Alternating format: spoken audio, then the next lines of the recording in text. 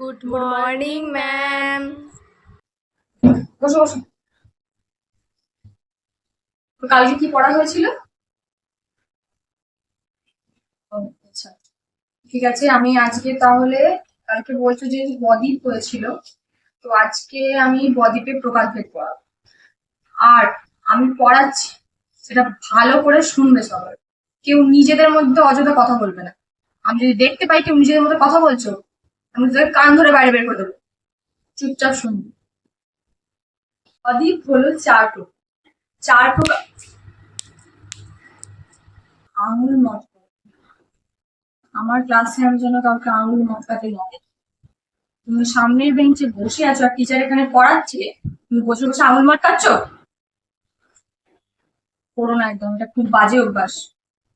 তো চার প্রকার বদ্বীপের মধ্যে প্রথম বদ্বীপ হলো ধনুকাকৃতির বদ্বীপ। তো ধনুকাকৃতির বদ্বীপ দেখতে, ম্যাম, জল খাবো? আমি এতক্ষণ ধরে পড়াচ্ছি, আমার জল তেষ্টা পেলো না, তোমাদের জল তেষ্টা পেয়ে গেল? তোমরা তো শুধু বসে বসে শুনছো। আমি এতক্ষণ ধরে চিল্লে চিল্লে পড়াচ্ছি, আমার জল তেষ্টা পেলো না, তোমাদের জল তেষ্টা পেয়ে গেছে। আমার ক্লাসে জল তেষ্টা পেলেই খেয়ে নেবে, আমাকে জিজ্ঞাসা করবে না। শুধু শুধু পড়ানোতে ডিস্টার্ব হয়। খাও। বদ্বীপের সমুদ্রমুখী বহিরেখা ধনুকের মতো আকৃতি বিশিষ্ট বলে তা ধনুক আকৃতি বদ্বীপ বলে বোঝা যায়। ম্যাম, টয়লেট যাবো? আমার ক্লাসে কি তোমাদের বাথরুম যাওয়া, জল খাওয়া, আঙুল মটকানো ম্যামকে বিরক্ত করে এসব মনে হয় নাকি? চুপ করে বসে, একদম যাবে না।